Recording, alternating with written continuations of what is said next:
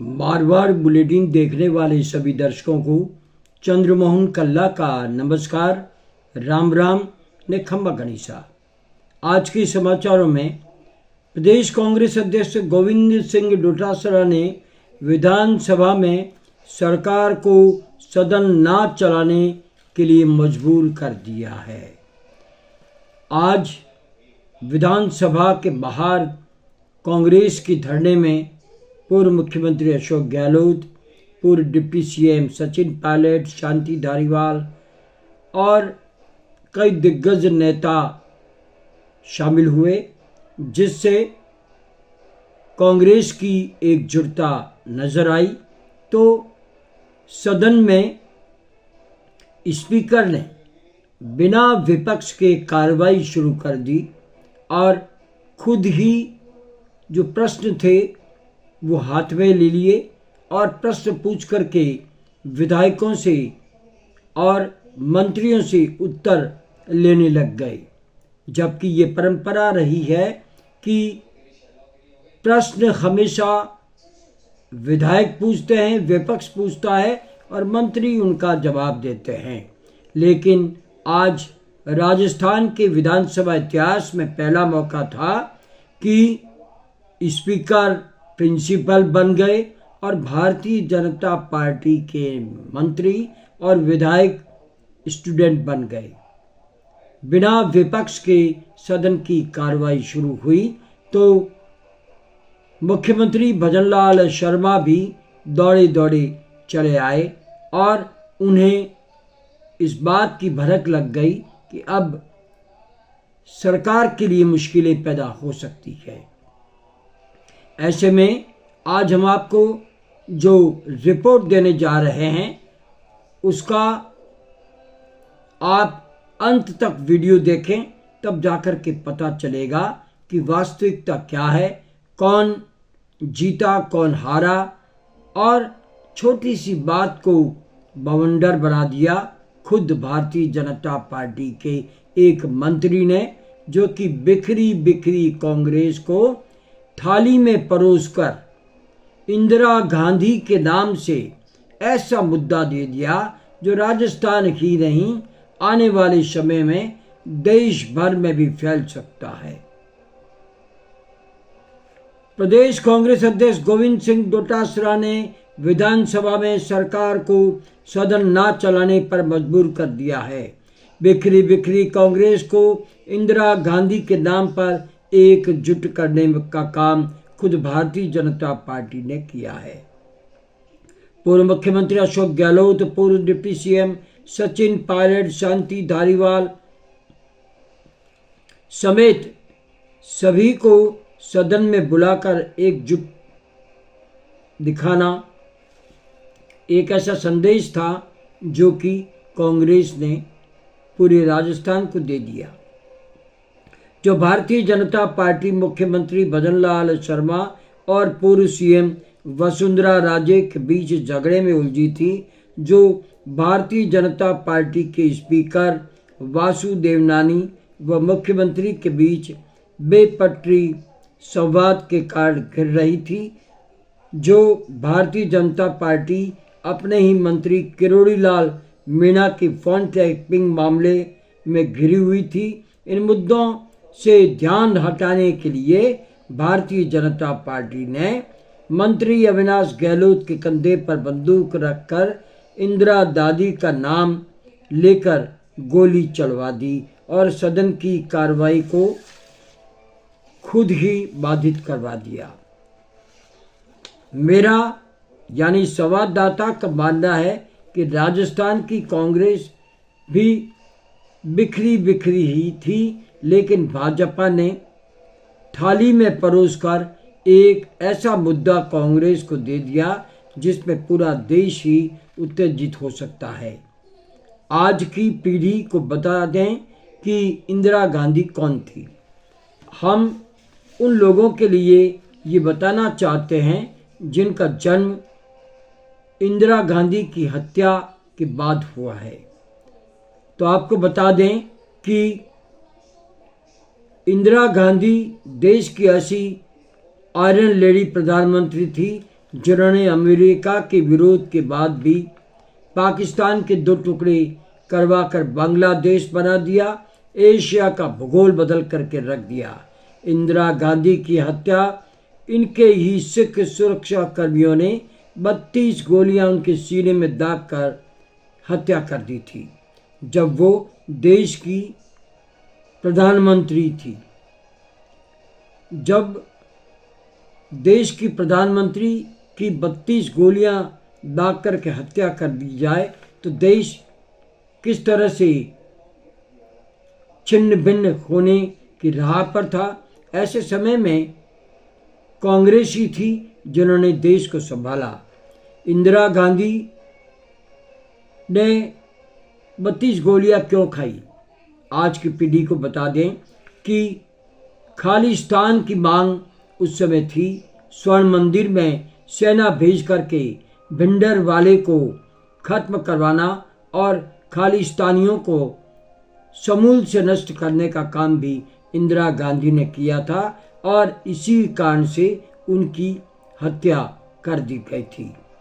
ऐसी महान नेता को दादी का दर्जा देना गलत तो नहीं था, लेकिन मंत्री अविनाश गहलोत का कहने का लहजा गलत था, व्यंग्यात्मक था, जो कांग्रेस के लिए उत्तेजना भरा स्वभाव करने को मजबूर हुआ। गोविंद सिंह डोटासरा ने मीडिया से बातचीत करते हुए कहा है, उन्हें स्पीकर ने बातचीत के लिए बुलाया,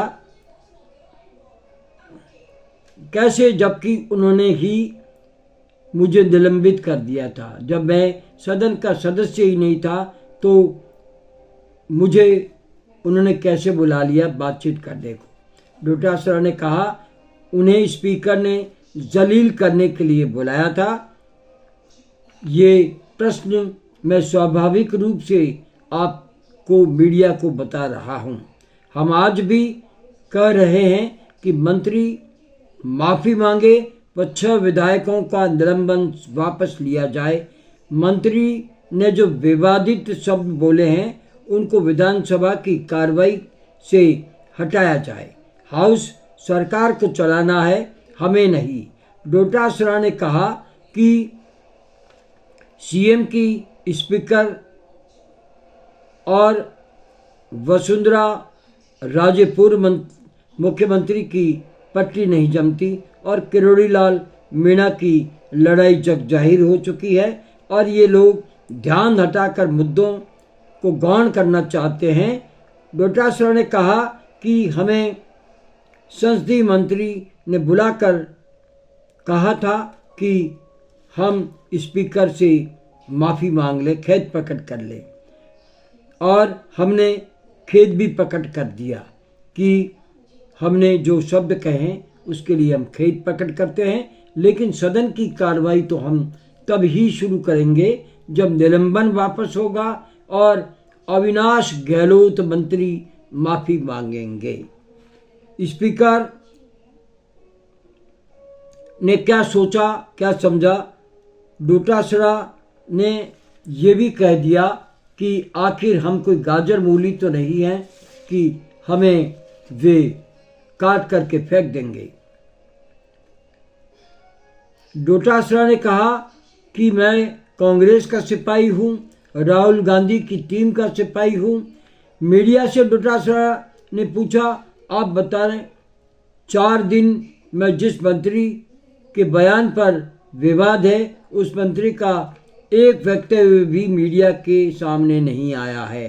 डोटासरा ने कहा कि मैंने एक शब्द गलत बोला था कि माफ़ी मांगे मेरी जूती, और इसके लिए मैंने स्पीकर के सामने खेद भी प्रकट कर दिया था।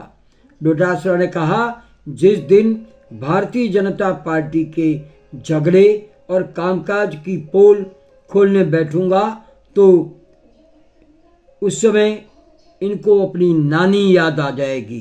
भाजपा बात का बतंगड़ बनाकर मीडिया मैनेजमेंट करके छपा रहा है, जो गलत है।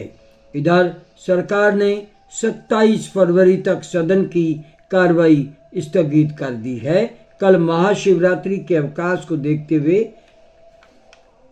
कांग्रेस ने भी धरना समाप्त कर दिया है और वापस गुरुवार को विधानसभा की कार्रवाई शुरू होगी।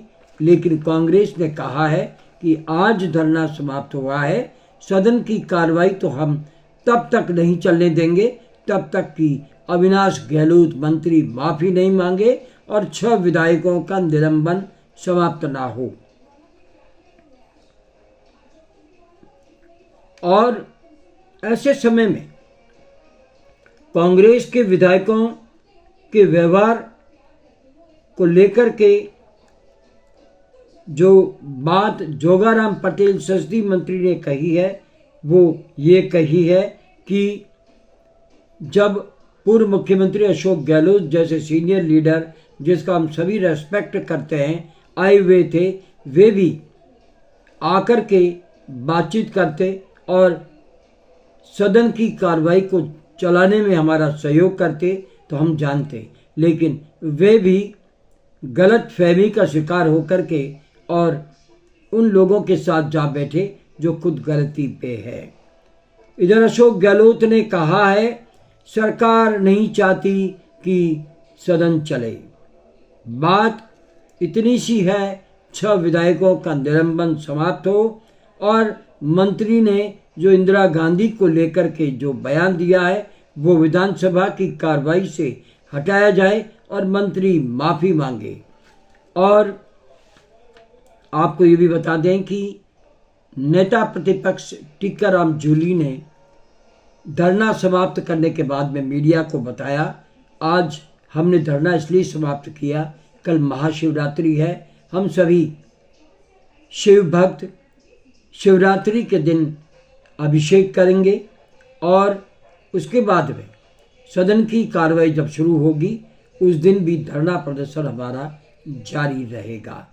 बहरहाल ये हम आपको बता दें कि आखिरकार ये सदन कब शुरू होगा, कब मामला समाप्त करने में सरकार और सत्ता आगे आएगी, कब विपक्ष अपनी मांग जो वे कर रहे हैं पूरी होगी। बात इतनी सी है कि मंत्री माफी मांगे। दादी अम्मा कहा कोई गलत शब्द नहीं था, लेकिन जिस लिहाजे में उन्होंने कहा वो लिहाजा तो वास्तव में ये देखने लायक था।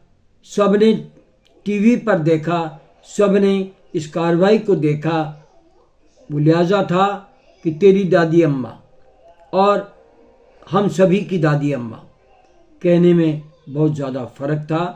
मंत्री माफ़ी मांग लेनी चाहिए और निलंबन का जहाँ तक सवाल है, खेद प्रकट करने के बाद में अगर सरकार चाहती है कि सदन चले और मंत्री सही सही जवाब दे और राजस्थान का विकास हो तो निसंदेह मुख्यमंत्री भजनलाल शर्मा को पहल करनी चाहिए और स्पीकर के साथ में बैठ करके पूर्व मुख्यमंत्री अशोक गहलोत को बुला करके, गोविंद सिंह डोटासरा को बुला करके, सचिन पायलट को बुला करके बातचीत करनी चाहिए, टीकाराम जूली को बुला करके बातचीत करनी चाहिए और कोई रास्ता निकालना चाहिए।